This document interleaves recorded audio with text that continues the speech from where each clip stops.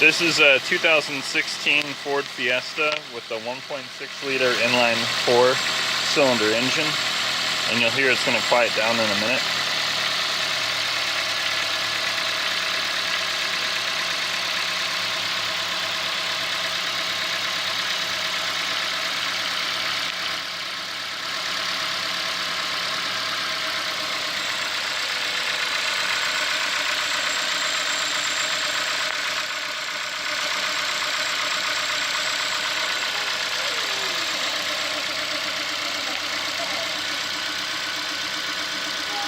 And basically you can just hear it quiets down maybe about 30 seconds after starting up. So hopefully this video helps you troubleshoot your engine.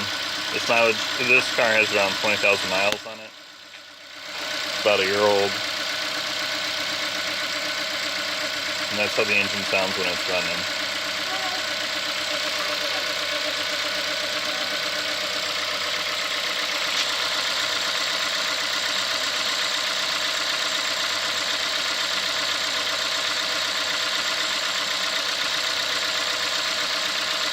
Alright, thanks for watching.